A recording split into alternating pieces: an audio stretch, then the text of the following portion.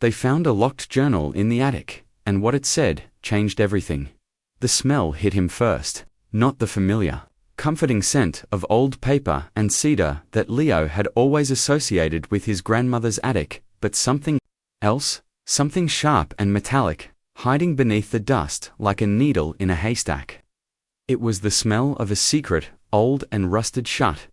"Find anything good up there, or just more of Grandma's porcelain cat collection?" Maya's voice floated up from the bottom of the rickety pull-down ladder, laced with the exhausted amusement that had become their shared language over the past week.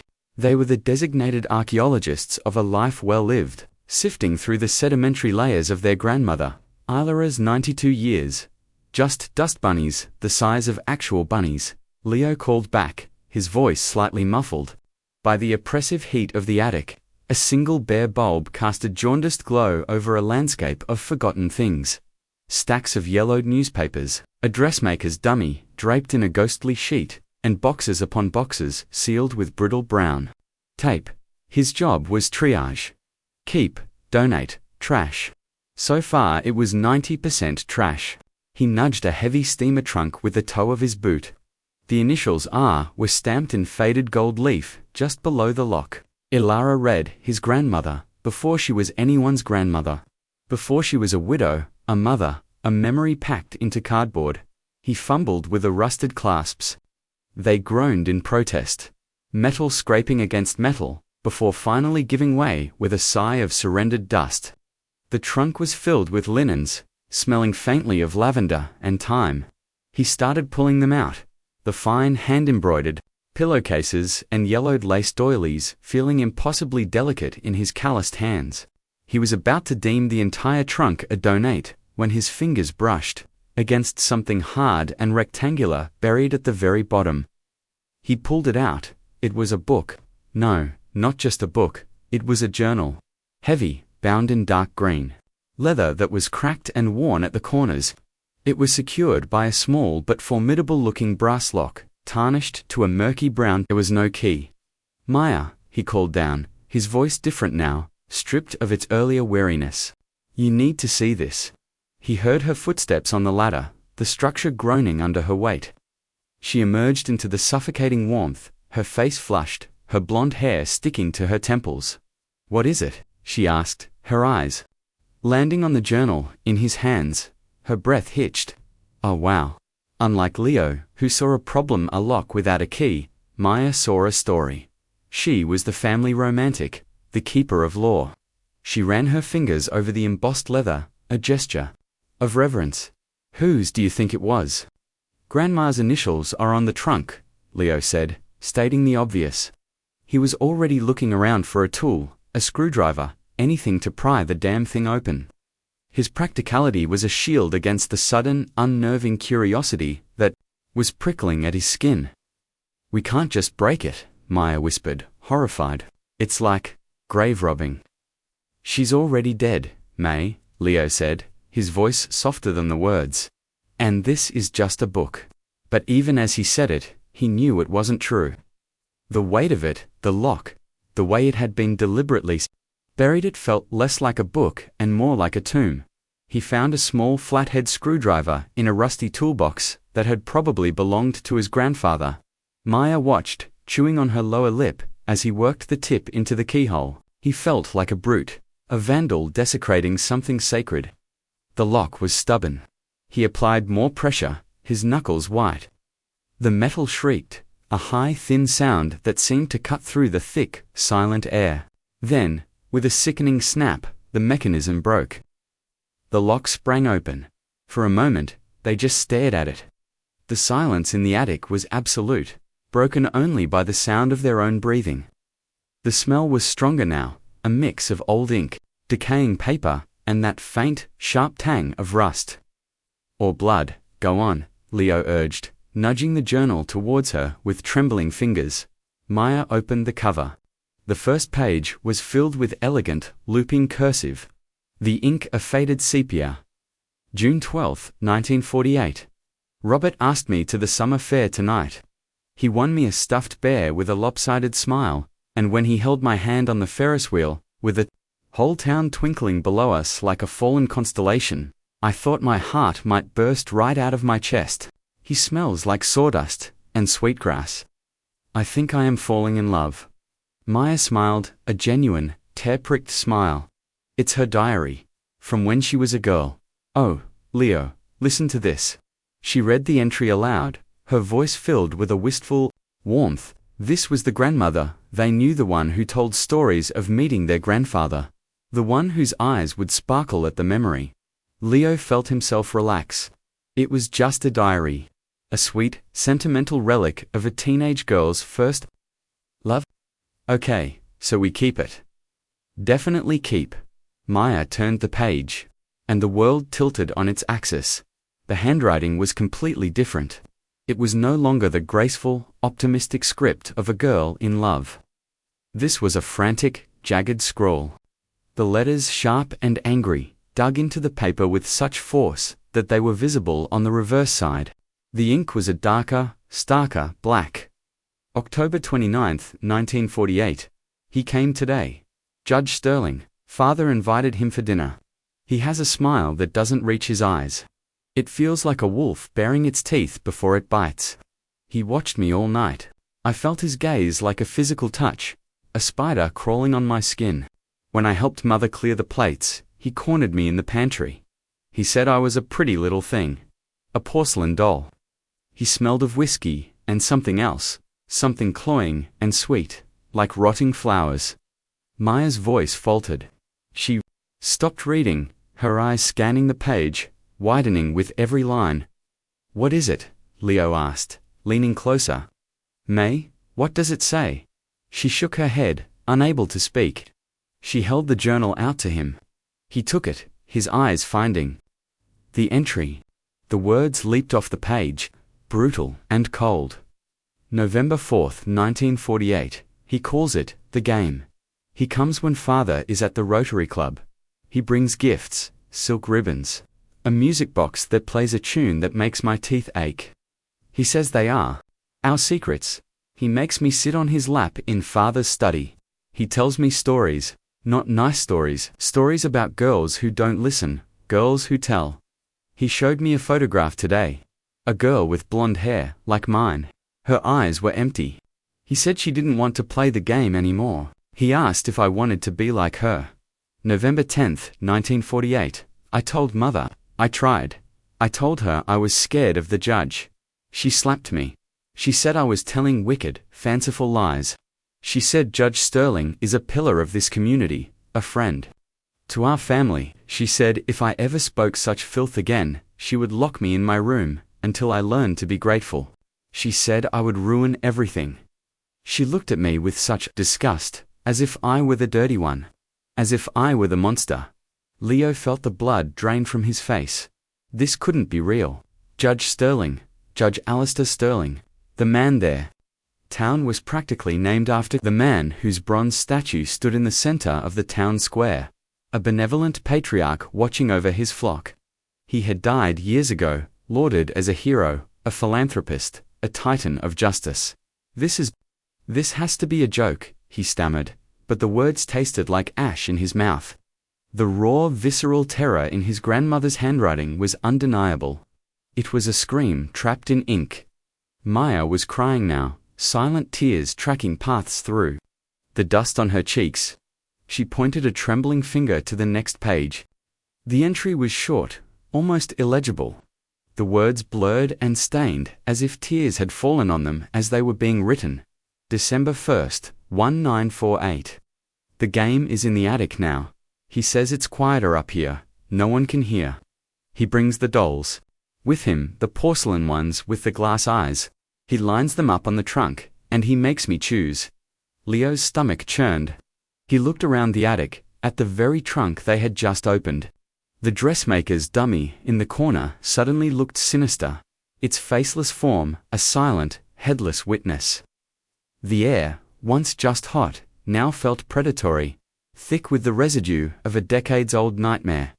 This wasn't just an attic, it was a crime scene. He felt a primal rage building in his chest, so hot and fierce it almost choked him.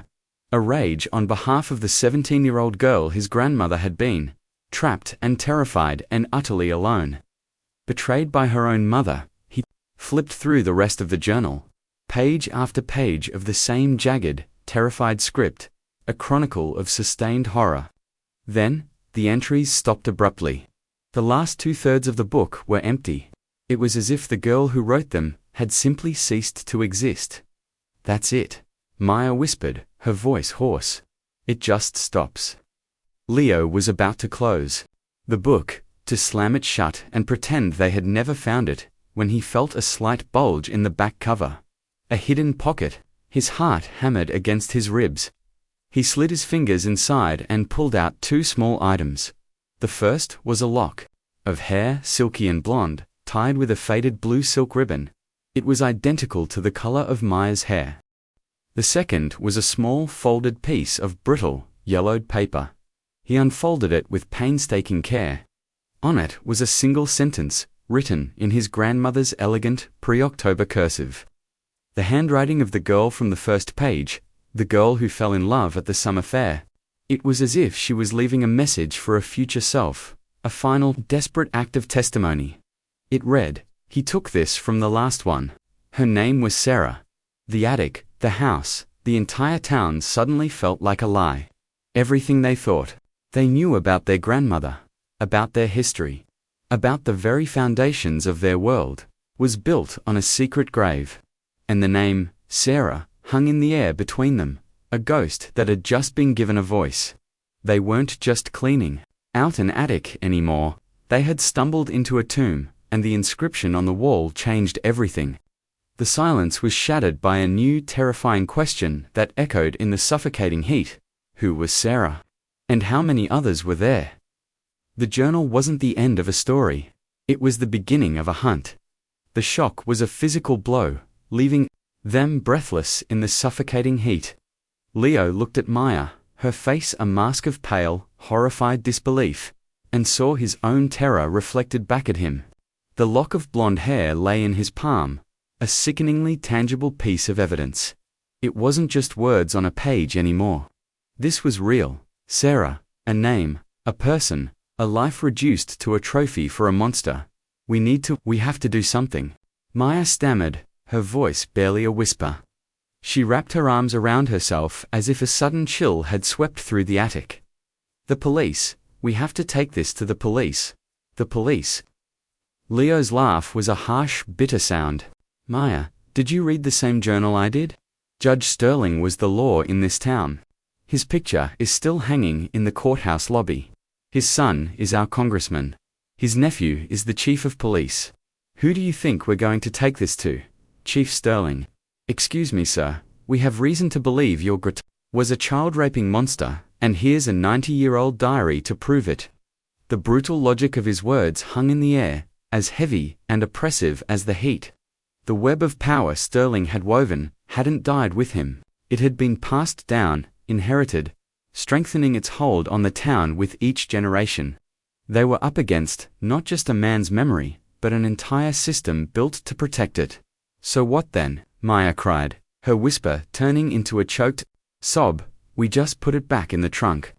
We bury it again and pretend we never found it. We let him get away with it. We let Sarah stay buried. The name hung between them again, a silent accusation. Leo's rage was a roaring fire in his gut, but it was banked by a cold, creeping fear. This was bigger than them. It was a monster that had been sleeping for 70 years, and they had just kicked the door to its lair wide open. He looked at the journal in his hands, the cracked leather feeling like human skin. It was a testament, a survivor's account. To ignore it would be a second violation, a second death for the girl who wrote it, and the girl whose hair he held. He thought of his grandmother, Ilara. Not the frail gentlewoman in the nursing home, but the vibrant, laughing woman from his childhood, the one who taught him how to skip stones, and who always smelled of cinnamon and safety. How had she lived with this? How had she carried this horror inside her, year after year, decade after decade, while the man who terrorized her was celebrated as a saint? Had she looked at the statue in the town square and felt the scream rising in her throat? Had she heard his name on the lips of her neighbors and felt the ice in her veins? The survival itself was an act of unfathomable strength. She had lived. She had loved their grandfather. She had raised their father. She had held them, her grandchildren. In her arms, she had one, but she had never been free. The journal was proof of that. It was her prison, and maybe, just maybe, she had left it for them to find. Not as a burden, but as a key. No, Leo said, his voice low and firm, a decision, solidifying in the chaos of his emotions. We don't put it back. He carefully folded the piece of paper, and tucked it, along with the lock of hair, back into the hidden pocket of the journal. He closed the book and held it to his chest. It felt like he was holding a bomb. We get out of this attic, we get out of this house, and we figure out who the hell Sarah was. He started towards the ladder, moving with a new, grim purpose. The mission had changed. They were no longer just cleaning out a house. They were excavating a crime. Maya followed him, her tears subsiding, replaced by a fragile, steely resolve. As they descended from the suffocating darkness of the attic and back into the familiar light of their grandmother's house, nothing looked the same. The floral wallpaper seemed to mock them with its cheerfulness. The family portraits on the wall felt like a gallery of lies. The entire history of their family, of their town, had been rewritten in the space of an hour. They were no longer just Leo and Maya, the grieving grandchildren. They were the keepers of a terrible truth, the inheritors of a set promise for justice. And as they walked out the back door and into the blinding afternoon sun, the weight of that promise felt heavier than any trunk, more binding than any lock. They had opened the journal. Now, they had to face what was inside. The first step was to escape. Not just the attic, but the town itself, which now felt like a beautifully maintained prison yard. Every friendly face, every manicured lawn, every historical plaque felt like part of a grand conspiracy of silence. Leo drove, his hands gripping the steering wheel so tightly his knuckles were white mountains on a pale ridge. Maya sat in the passenger seat, the journal clutched in her lap like a prayer book. They didn't speak for the first 20 miles, the landscape of their small, familiar world blurring past the windows, tainted and foreign. "Where are we going?" Maya finally asked, her voice small. "My place," Leo answered, his eyes fixed on the highway ahead. His apartment in the city, 2 hours away, felt like the only neutral territory left in the world. A place untouched by Judge Sterling's long, corrupt shadow. The city was a jarring cacophony of noise and light after the sepulchral quiet of their hometown. It was anonymous, indifferent, and for the first time in his life, Leo was grateful for it. His apartment was small, modern, and sterile, a clean slate. He locked the door behind them, the click of the deadbolt a small, satisfying sound of security. For hours, they just sat with it. They laid the journal on the coffee table, a dark, malevolent thing in the center of the room. They made coffee, they didn't drink. They ordered food, they didn't eat. They were in shock, circling the terrible truth like scavengers afraid to land. It was Maya who broke the silence, her voice imbued with a new, chilling clarity. "We need to understand who they were. All of them." Leo nodded, grateful for the direction. "The victim, the antagonist, and the witness," he said. The words, tasting like a police report. Grandma Alara was the victim. Maya began, her fingers tracing the embossed leather of the journal. "But we only knew the survivor. We never knew the girl who was trapped in that attic. We need to find her." They spent the rest of the night, and all of the next day, immersed in the journal. But this time, they weren't just reading for horror. They were reading for clues, for a portrait of the people involved. Alara, the victim, emerged from the pages, in heartbreaking detail. They read the early entries again, the ones from before the judge. She was full of life, wit, and a fierce, poetic love for the world. She wrote about the way the light hit the dust motes in the barn, the taste of wild strawberries, the sound of her father's laughter. She was not a born victim. She was a vibrant soul who had been systematically broken. The contrast between the girl who wrote about the stars and the girl who wrote about the attic was a chasm of loss. They supplemented the journal with old family photo albums they'd brought from the house, There she was, a teenager with bright, hopeful eyes, standing next to a stern-looking man and a woman with a tight, pained smile. Her parents, the father who had invited the wolf into his home, and the mother who had slapped her daughter for speaking the truth. They were not just names in a story. They were the first betrayers. She said her mother looked at her with disgust. Maya recalled, her voice thick with emotion, as she stared at the photograph of her great-grandmother. How could a mother do that? How could she choose a man's reputation over her own daughter's safety? Power, Leo said, the word tasting like poison. Sterling had it. They didn't. He was their ticket to social acceptance, to business opportunities. She wasn't a daughter to them. She was collateral. Next, they focused on the antagonist, Judge Alistair Sterling. The public record was a hagiography. They searched online, their keyboards clicking in the quiet apartment. Articles, dedications, archival news reports, they all painted the same picture of a benevolent, godlike figure. Founder of the Boys Club, benefactor of the new hospital wing. A man praised for his unshakable integrity and moral clarity. The irony was a physical sickness. But the journal gave them the real man. He was a predator who groomed his victims with chilling precision. He used gifts and secrets to isolate them, stories and threats to terrorize them. He was a master of psychological warfare. The journal entry about the photograph of the girl who didn't want to play the game anymore was his masterstroke. A way of silencing Alara by showing her the fate of another. He was a sadist. Leo muttered, scrolling through an article praising Sterling's fatherly guidance of the town. He didn't just want to abuse them. He wanted to own their fear. The game, the dolls, it was a ritual. It was about power and control. The most crucial and most elusive piece of the puzzle was the witness. Who was the third person? In this trinity of horror, they reread the journal, line by line, searching for any other name, any other hint, and then they found it, a single line they had skimmed over in their initial shock. November 15, 1948. He brought me to the attic again. I dropped the music box on the stairs, and it shattered.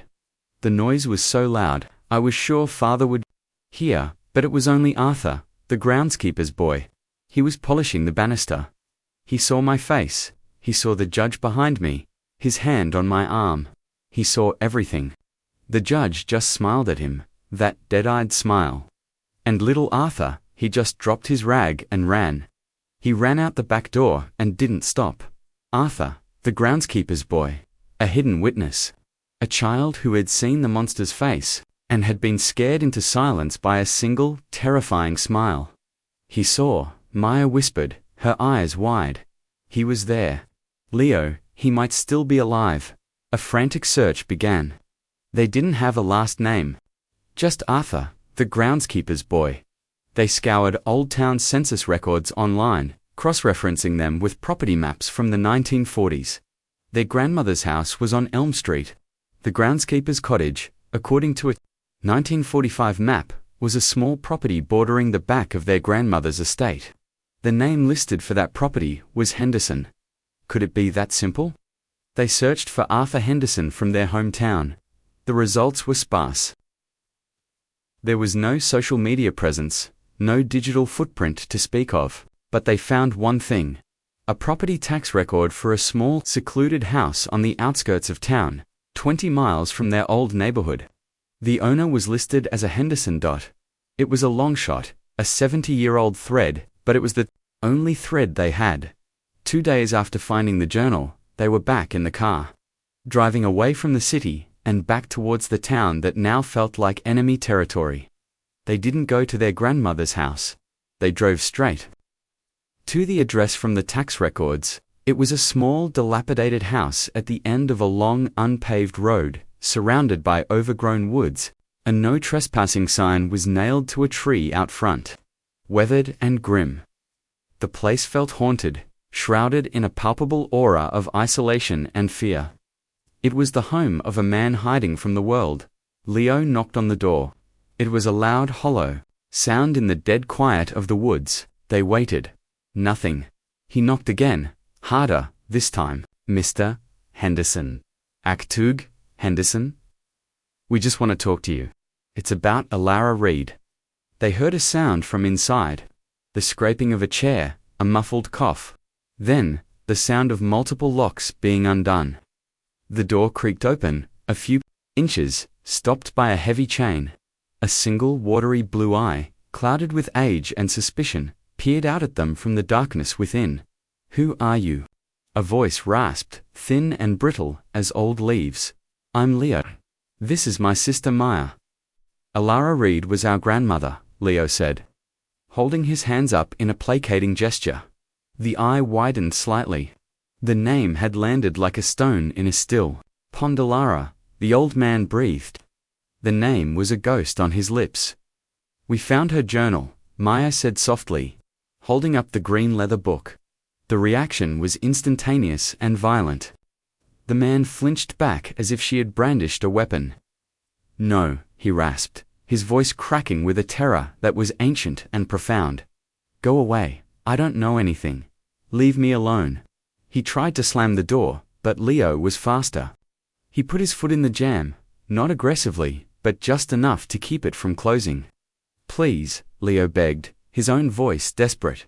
"He can't hurt you anymore. Judge Sterling is dead. He's been dead for years. We just want to know what you saw." The old man, Arthur, stared at them through the crack in the door, his face a roadmap of fear. His shoulders were hunched, his body language that of a man who had been hiding his entire life. He was the living embodiment of the secret, a man whose childhood had been stolen by a single, terrifying glance.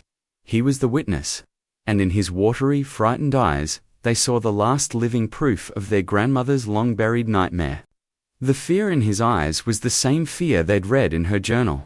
It was the fear of a child who had seen too much and had been running from it ever since. Arthur's face, crumpled and pale in the sliver of light from the chained door, was a mask of pure, unadulterated terror. "Dead," he wheezed, the word catching in his throat. "Men like him are never really dead. They're ghosts, they have long shadows." He tried again to force the door shut, his frail body straining against Leo's foot. "Go away, you're stirring up things that should be left to rest." "They were never at rest," Maya said, her voice gentle but firm, cutting through the man's panic. "My grandmother never rested. And neither did you, Arthur?" The old man stopped pushing. His watery eyes stared at Maya, and for a second, the fear was eclipsed by a flicker of something else. Recognition, not of her, but of the truth in her words. He had never rested.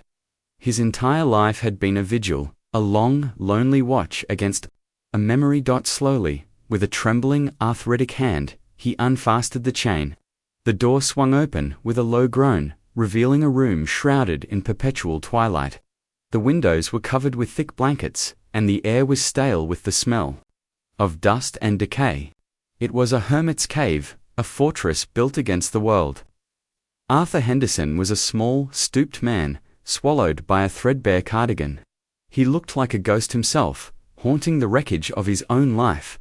He shuffled back into the gloom, not inviting them in so much as retreating from the painful light of the outside world.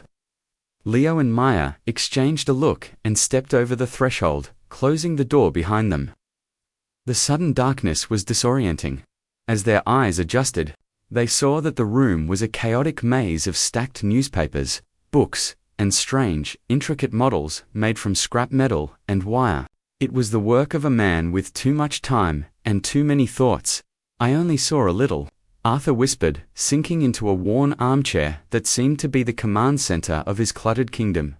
He didn't look at them. He stared at a point on the far wall, as if watching a film only he could see. "I was just a boy, 10 years old. My father was the groundskeeper for the Reeds. A good position. My mother was always telling me to be polite, to be invisible.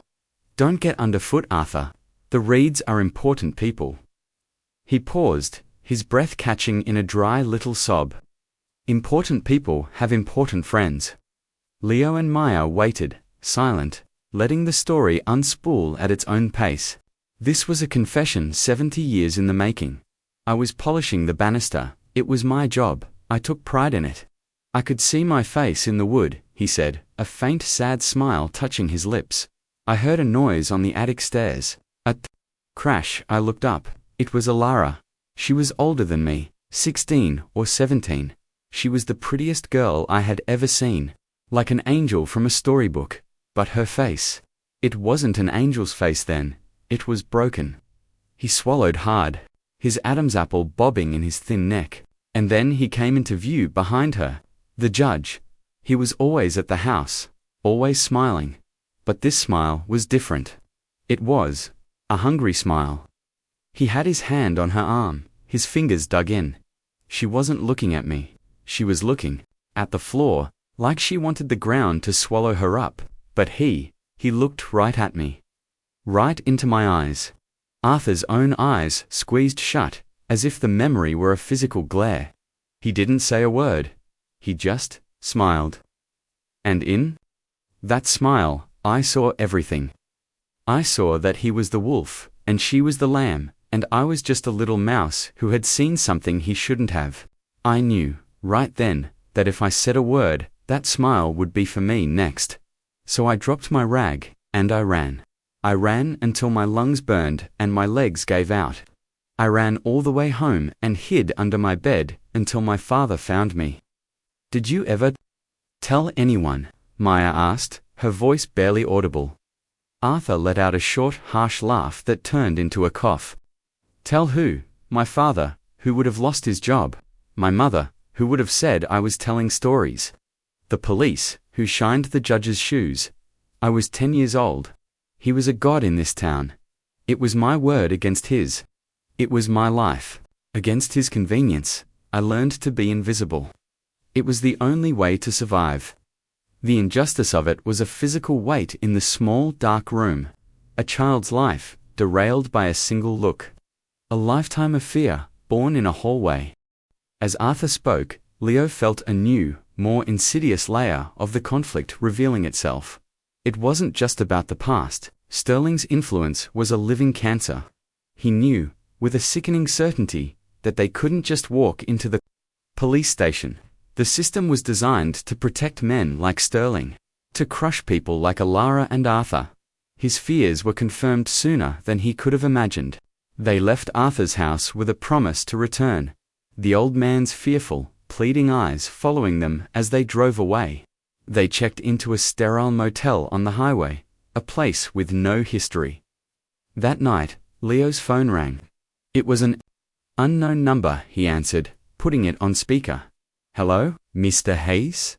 Leo Hayes? The voice was smooth, calm, and carried an unmistakable undertone of authority.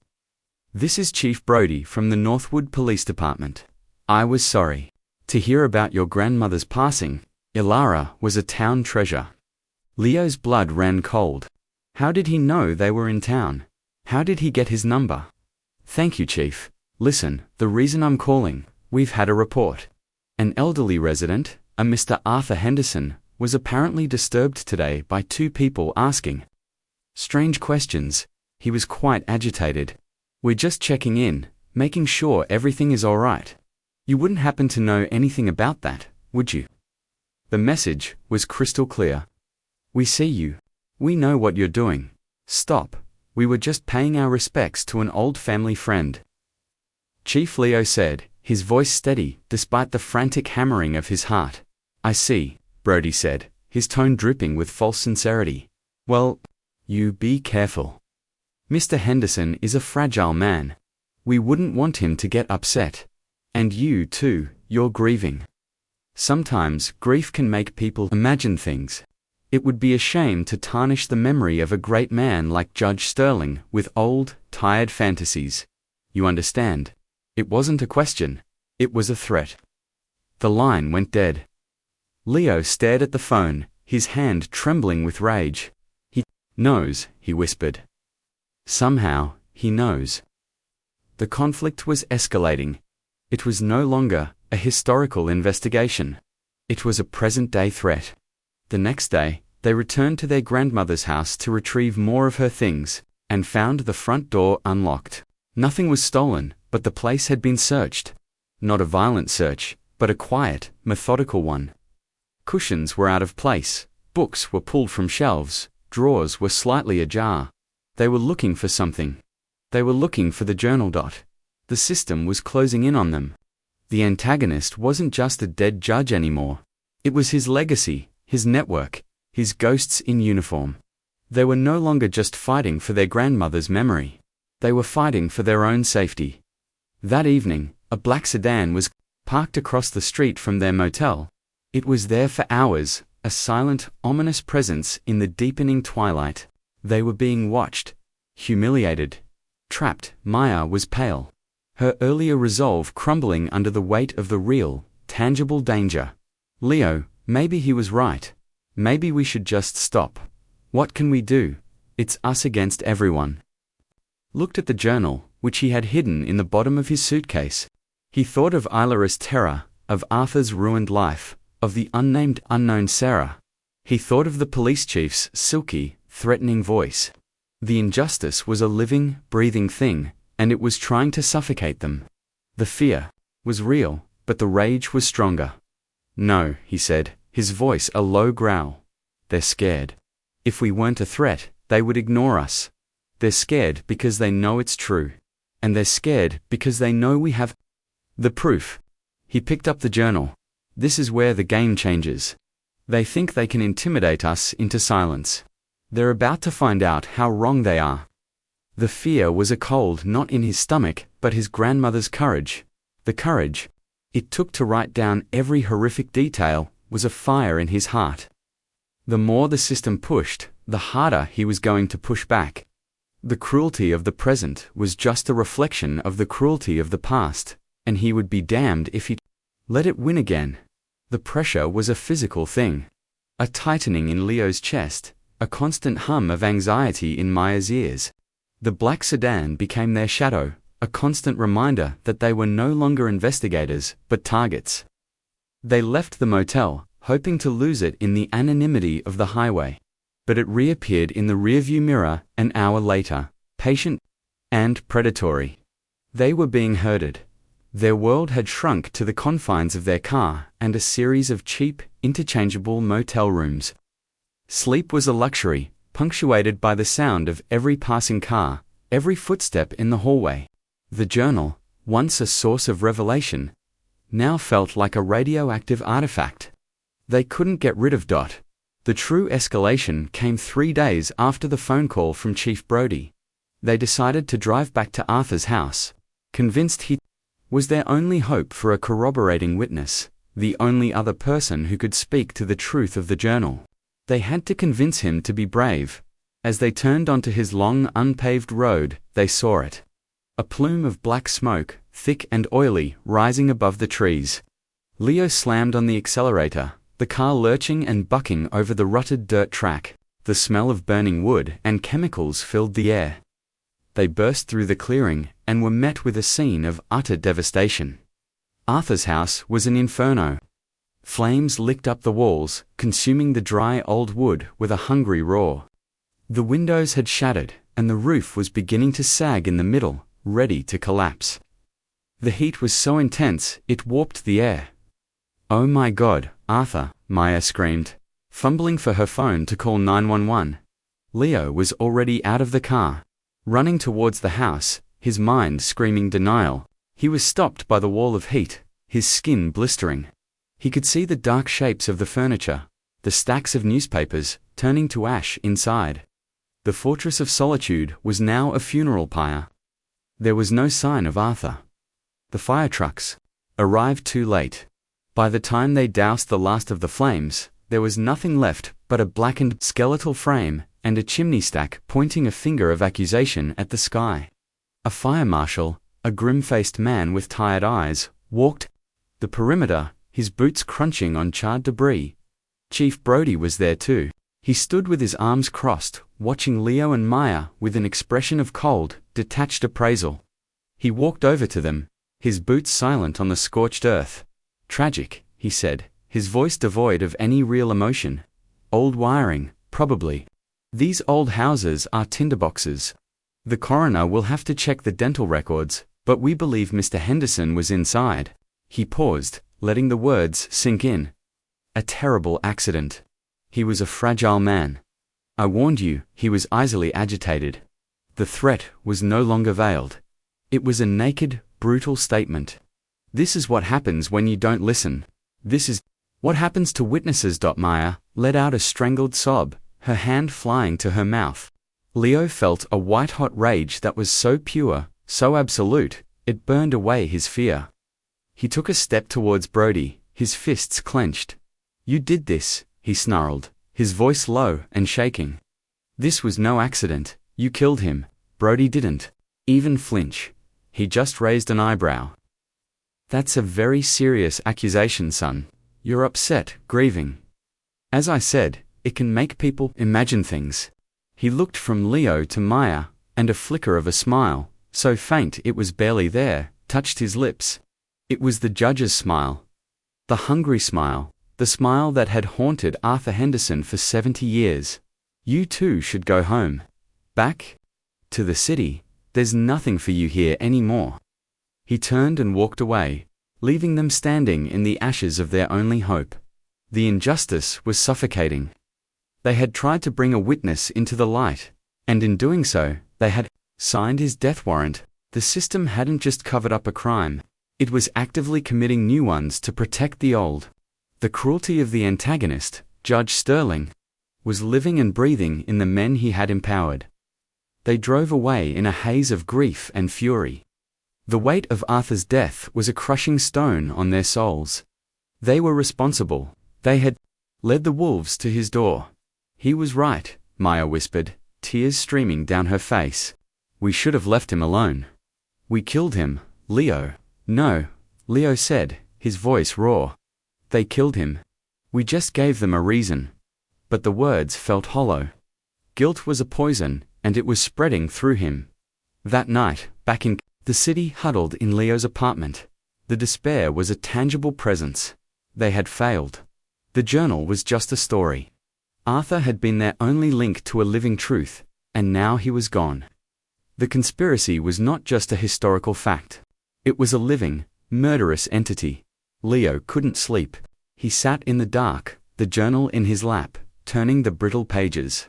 He felt like he was dishonoring his grandmother's memory, Arthur's memory. He had picked a fight he couldn't win. His fingers idly traced the inside of the back cover, where the hidden pocket was. He felt the familiar bulge of the lock of hair, but there was something else. A slight unevenness in the cardboard itself, a faint ridge. His heart skipped a beat. He'd been so focused on the pocket's contents that he'd never paid attention to the pocket itself. With trembling hands, he took a small knife from the kitchen and carefully, painstakingly began to work at the glued seam of the leather pocket. It was a slow, delicate process. The old glue was brittle. He peeled back the leather flap, and then the thin layer of paper lining beneath it, and there it was. Tucked between the lining and the thick cardboard of the back cover was a small, flat object. It was a key. A tiny, ornate brass key, the kind used for a jewelry box or a small lockbox. Taped to the key was a tiny, tightly folded piece of paper. It was covered in Elaro's frantic, jagged handwriting. Leo's hands shook so badly he could barely unfold it. Maya, drawn by his sharp intake of breath, knelt beside him, her eyes wide. He smoothed the paper out on the coffee table. It wasn't a diary entry. It was a map. A crude, hand-drawn map of the attic. And on the map, an X marked a spot in the far corner, behind the old steamer trunk. Beside the X, she had written 4 words. His confession, my insurance. A jolt of pure adrenaline shot through Leo, chasing away the despair. His grandmother had been more than a victim. She had been a fighter, she had been clever, she hadn't just chronicled her abuse, she had laid a trap. She had left them a breadcrumb trail, from the journal to the witness, knowing that if the witness was silenced, they would be left with nothing but the book in their hands. And in that book, she had hidden the final explosive clue. What is it? Maya whispered, her voice trembling with a new, fragile hope. It's a key, Leo said. His own voice thick with awe, and a fierce, resurgent pride for the girl his grandmother had been. And I think I know what it opens. The stakes had shifted again. This was no longer just about exposing a personal crime. If Alara had managed to secure a confession from a man like Judge Sterling, it would be a bombshell. It would be the one thing the system couldn't dismiss as the fantasies of a grieving girl. It was proof, it was a weapon, and it was waiting for them, hidden for 70 years in the one place the judge would never have thought to look. Their grandmother hadn't just left them a story of her pain. She had left them a roadmap to her revenge. The tension in the room was electric. The game wasn't over. It had just begun. The drive back to Northwood was different. The fear was still there, a cold passenger in the back seat, but it was overshadowed by a high-frequency hum of purpose. The black sedan was gone, likely believing its message had been delivered with the fire. They thought they had won. They thought they had cut the final thread. They had no idea Ilara had woven a new one, a hidden strand of steel. They didn't go to the house. Not yet. They went to a 24-hour hardware store in a neighboring town and bought 2 high-powered flashlights, crowbars, gloves, and face masks. They were no longer archaeologists. They were planning a heist on their own family history. They waited until 2 a.m., when the world was asleep and the darkness was their ally. They parked a block away from their grandmother's house and approached, on foot, moving through the manicured sleeping streets like ghosts. The house stood dark and silent, a monument to the secrets it held. Getting in was terrifyingly easy. The lock on the back door, the one the police had likely picked, was still loose. They slipped inside, the familiar scent of the house now charged with menace and possibility. Every creak of the floorboards sounded like a gunshot in the profound silence. "The attic," Leo whispered, his voice a dry rasp. They moved through the house, their flashlight beams cutting sharp, nervous paths through the darkness. The pull-down ladder to the attic groaned under Leo's weight, the sound deafening. He climbed up, his heart pounding a frantic rhythm against his ribs, and helped Maya up after him. The attic was exactly as they had left it, a stagnant sea of memories and dust. But now, it felt different. It was no longer just a scene of past trauma, it was a vault. Leo's flashlight beam found the far corner, the one marked on Ilara's map, behind the heavy steamer trunk. "Help me move this," he said to Maya. Together, they strained muscles, screaming in protest, and slid the heavy trunk across the dusty floorboards. The scraping sound was agonizingly loud. Behind it, the wall was nothing but old dark wood planks. "There's nothing here," Maya said, her voice laced with the first tremor of doubt. Leo consulted the map again, his flashlight held between his teeth. The X was on the floor, right at the base of the wall. He knelt, running his gloved hands over the floorboards. They were all nailed down tight. He felt a surge of despair. Had they been wrong? Was this a wild goose chase? Then his fingers found it. A single board, its edge slightly raised, almost imperceptible. It wasn't nailed down, it had been cut. He took the crowbar, wedged the tip into the thin crack, and pried. The board resisted, then gave way with a low, splintering groan. Beneath it was a small, hollow space, a secret compartment carved into the floor, and nestled inside, on a bed of what looked like old, dried lavender, was a small tin box. It was rusted at the edges and painted with a faded image of bluebirds. It was a simple, unassuming thing, the kind of box a girl would keep treasures in. It had a small lock, the perfect size for the tiny brass key they had found. Time seemed to slow down. The air grew thick, heavy with the weight of 70 years of silence. This was it. The culmination of Elara's courage, Arthur's fear, Sarah's stolen life. Leo's hand was shaking so badly he could barely fit the key into the lock. He turned it. The mechanism, stiff from decades of disuse, clicked open with a sound that was louder than any gunshot. He lifted the lid. Inside, there was no written confession. There was something far more powerful, far more damning. It was a audio tape, and alongside it, a small black and white photograph. Maya picked up the photo, her breath catching in a sob. It was a picture of 2 teenage girls, their arms linked, smiling at the camera. One was their grandmother, Ilara, young and vibrant. The other was a girl with the same silky blonde hair as the lock they had found. On the back, in Alara's neat cursive, was written, "Me and Sarah, summer of '48. Before he noticed her, Leo lifted the tape reel out of the box. It was labeled in Elara's jagged, terrified handwriting, Judge Sterling. December 12, 1948. They had no way to play it, not here, not now. But they didn't need to, they knew what it was. This was Alara's insurance, a secret recording. A man like Sterling, arrogant, drunk on his own power, would never have suspected the terrified girl in front of him had the courage or the ingenuity to operate a hidden recorder. He would have gloated. He would have confessed. But there was something else in the box.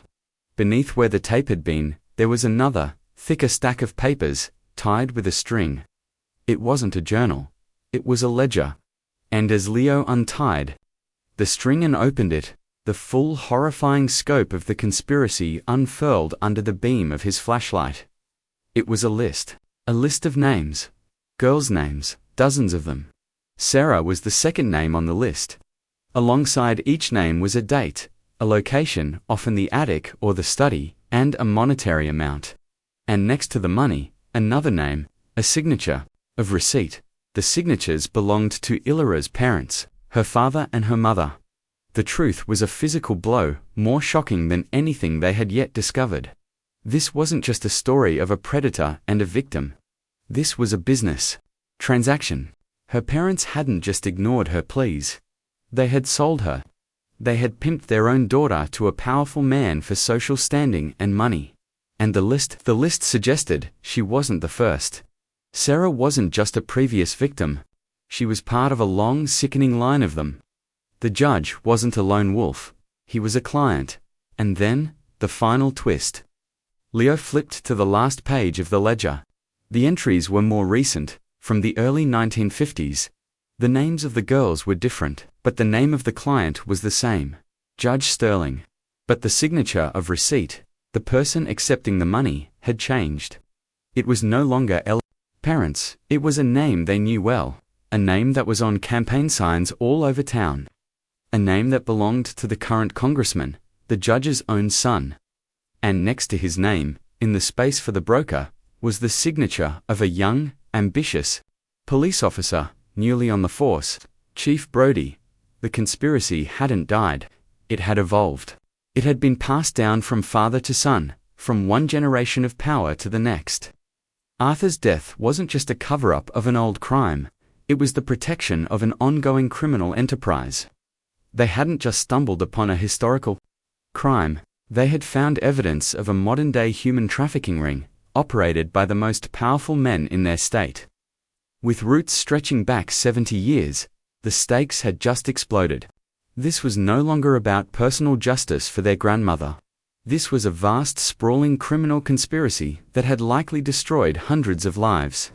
The journal was the fuse, the audio tape was the dynamite, and the ledger was a nuclear bomb. The tension in the attic was cranked to its absolute maximum. They were holding the truth about their entire town, their entire history, in a small tin box. And the people they had to expose were not just ghosts of the past, but powerful, ruthless men who were still very much alive. And who had already killed to protect this secret. The drive back to the city was a silent, high-stakes run. The tin box sat on Maya's lap, a cold, heavy weight of responsibility. Every headlight in the rearview mirror was a potential threat, every shadow on the road a phantom enemy.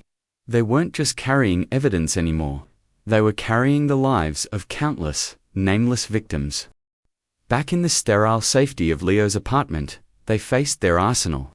A dead girl's diary, a murdered man's memory, a photograph of two smiling friends, a ledger of human transactions, and a reel-to-reel audio tape, a 70-year-old voice from the grave. We can't go to the police. We can't go to the FBI. We don't know how deep this goes, Leo said, pacing the small living room like a caged animal. Brody, the congressman. This is a dynasty of filth. Anyone we talk to could be on their payroll. So what do we do? Maya asked, her voice trembling. We have a bomb, but we can't light the fuse without them killing us first. Leo stopped pacing. His eyes fell on his laptop. The system is corrupt. So we go around the system. We don't give them a chance to bury it. We don't give them a chance to spin it.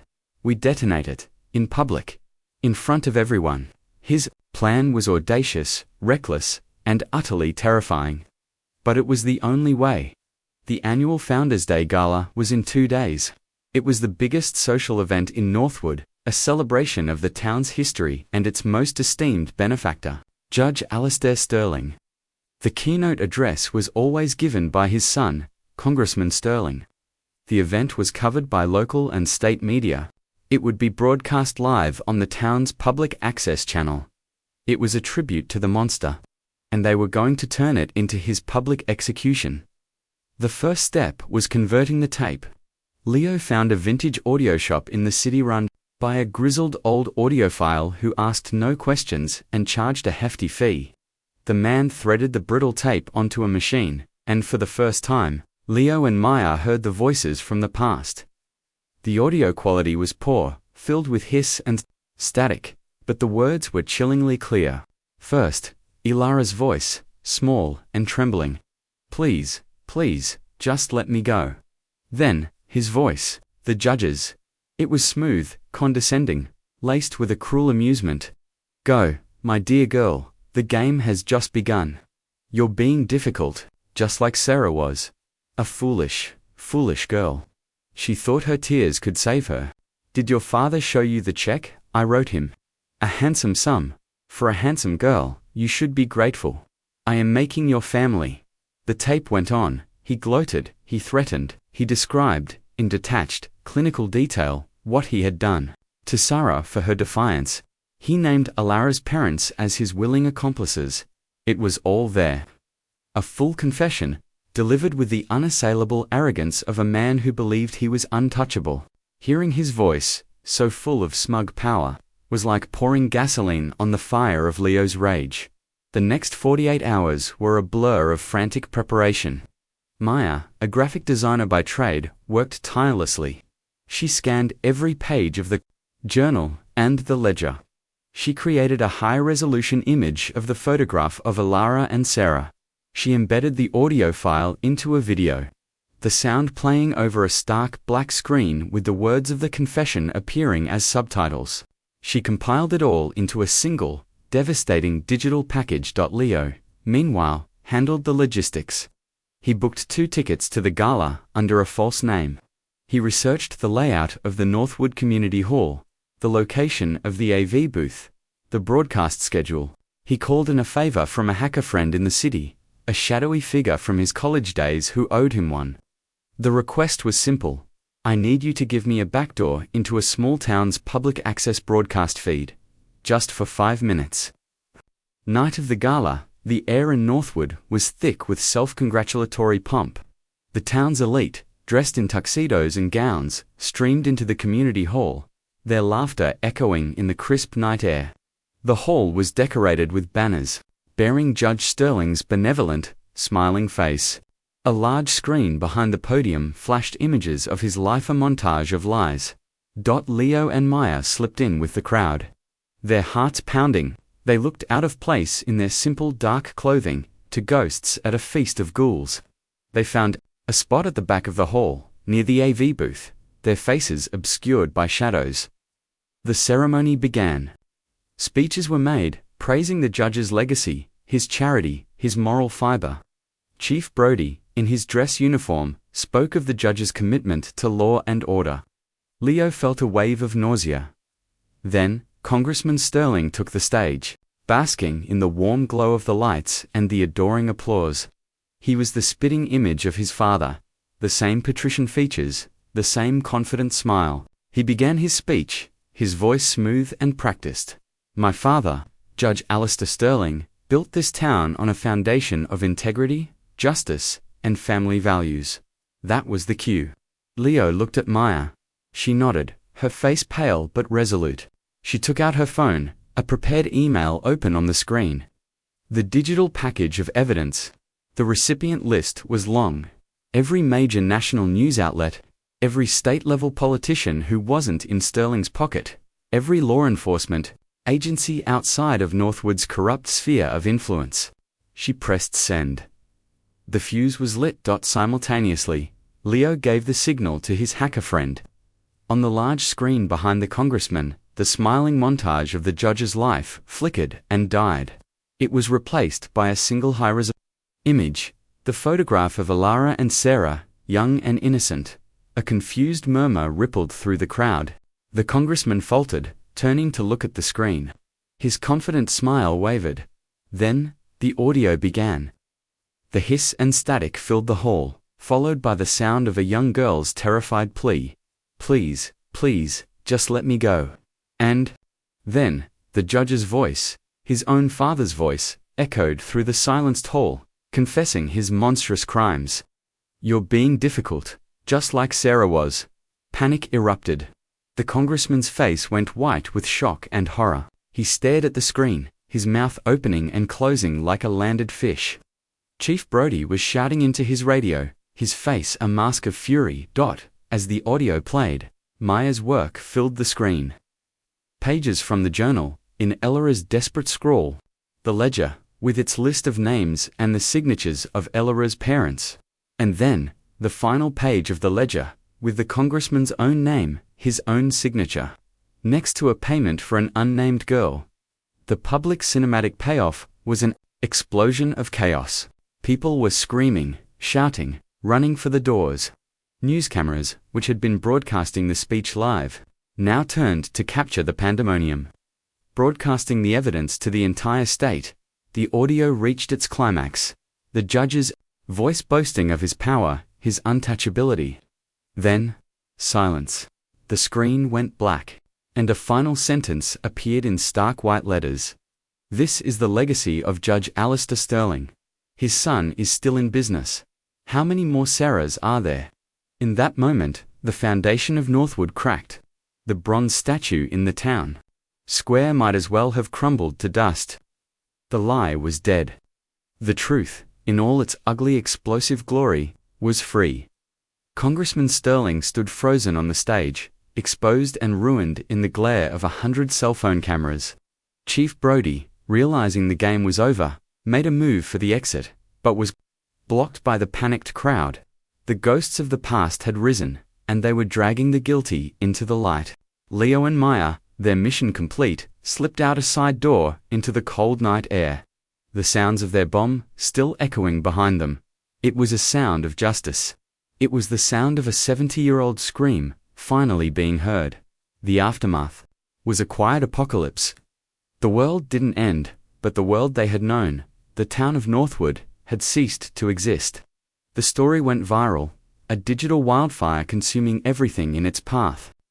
National news vans descended on the town like vultures.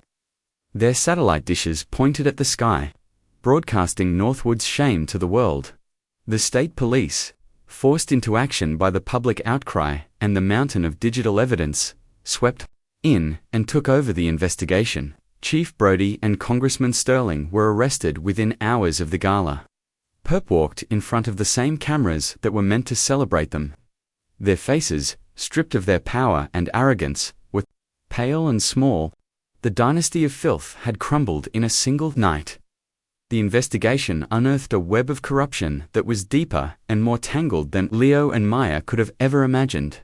The ledger was the key, unlocking decades of hidden crimes. More names were implicated. More powerful men fell. The town's foundations were rotten to the core, and now, the whole diseased structure was being torn down. For Leo and Maya, the days that followed were a blur of police interviews and media requests. They were hailed as heroes, but the title felt strange and ill-fitting. They hadn't sought glory. They had sought justice for a ghost. When the storm finally subsided, they did the one thing they had set out to do. They drove back to Northwood, not to the house, but to the old cemetery on the hill. The air was clean and crisp, the autumn leaves a riot of color. The noise of the scandal felt a world away. They found the grave easily, a simple, elegant stone. Robert Hayes, beloved husband, and, next to him, Alara Reed Hayes, beloved wife and mother. Leo knelt, tracing the letters of her name. He thought of the 17-year-old girl, trapped in the attic, writing down her horror as an act of defiance. He thought of the old woman who had held that secret for a lifetime, protecting her family from the poison, waiting for a time when the truth could finally be born. "We did it," Grandma Maya whispered, her voice thick with tears. She placed a small bouquet of wild lavender on the grave, the same flower Alara had used to line the box that held her secret. "We told them. Everyone knows now." They stood there for a long time, the silence broken only by the rustling of the leaves. There was no triumph, no cathartic release. There was just a profound, aching sadness. Justice had been served, but the cost was immense. Sarah was still dead, Arthur was still dead, and their grandmother had lived her entire life with the shadow of the monster looming over her. The victory was real, but it was hollowed out by loss. Before they left town, there was one last stop to make. They went to the town square. A crane was in the process of removing the bronze statue of Judge Alistair Sterling. A small crowd had gathered to watch, their faces a mixture of anger, shame, and disbelief. The statue, once a symbol of civic pride, was now an icon of disgrace. It was lifted from its pedestal, dangling from the crane like a hanged man, and lowered onto a flatbed truck to be hauled away to whatever scrap heap awaited fallen idols. As they watched it go, Leo felt a sense of closure, but not of peace. The visible symbol of the lie was gone, but the scars remained. The lives ruined, the trust shattered. The innocence lost, those things could never be restored. They drove out of Northwood for the last time, leaving the town to grapple with its broken identity. The road ahead was uncertain.